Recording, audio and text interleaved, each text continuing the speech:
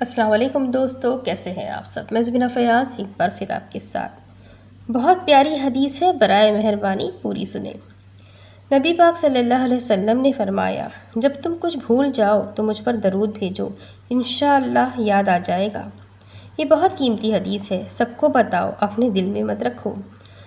سوال: نماز میں 2 سجدے کیوں آتے ہیں؟ جواب: جب اللہ نے فرشتوں کو حکم دیا کہ آدم علیہ السلام کو سجدہ کرو تو انہوں نے سجدہ کیا، لیکن ابلیس نے نہیں کیا تو اس کو مردود قرار دے کر جنت سے نکال دیا گیا۔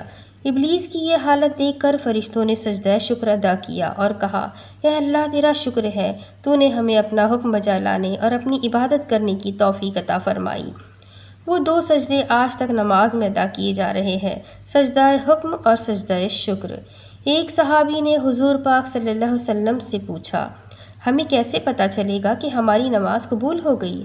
آپ صلی اللہ علیہ وسلم نے فرمایا، جب تمہارا دل اگلی نماز پڑھنے کا کرے تو سمجھنا کہ تمہاری نماز قبول ہو گئی۔ سبحان اللہ۔ کچھ لوگ ایسے میسیجز کو فارورڈ نہیں کرتے، تو اللہ تعالیٰ نے فرمایا ہے، اگر تم مجھ کو رد کرو گے تو میں تمہیں اپنی نظر میں رد کر دوں گا۔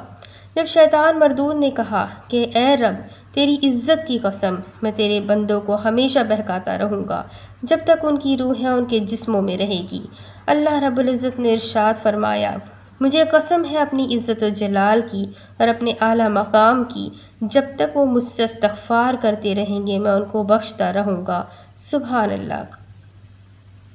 ہمارے پیارے نبی صلی اللہ علیہ وسلم کی کچھ پیاری عادات: چلتے وقت نگاہ نیچی رکھتے تھے، سلام میں ہمیشہ پہل کرتے تھے، مہمان نوازی خود کرتے، نفل نماز چھپ کر پڑھتے، فرض عبادات سب کے سامنے کرتے، بیمار کی مزاج پرسی کرتے، جب کھڑے ہوئے غصہ آیا تو لیٹ جاتے، مسواک کرتے، عشاء سے پہلے کبھی نہ سوتے، کبھی کھل کر نہ ہنستے، صرف مسکراتے۔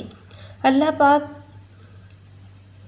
ہم سب کو ہدایت دے اور سنت پر چلنے کی توفیق عطا کرے۔ حضور اکرم صلی اللہ علیہ وسلم کے وصال کا وقت قریب آیا تو آپ صلی اللہ علیہ وسلم نے جبرائیل علیہ السلام سے پوچھا کہ کیا میری امت کو بھی موت کی اتنی تکلیف برداشت کرنی پڑے گی؟ تو فرشتے نے کہا جی، تو آپ صلی اللہ علیہ وسلم کی آنکھ مبارک سے آنسو جاری ہو گئے۔ تو اللہ تعالیٰ نے فرمایا، اے محمد صلی اللہ علیہ وسلم، آپ کی امت اگر ہر نماز کے فوراً بعد آیت الکرسی پڑھے گی تو موت کے وقت اس کا ایک پاؤں دنیا میں ہوگا اور دوسرا جنت میں۔ سبحان اللہ۔ جو شخص سوتے وقت 21 بار بسم اللہ پڑھتا ہے، اللہ تعالیٰ فرشتوں سے فرماتا ہے کہ اس کی ہر سانس کے بدلے نیکی لکھو۔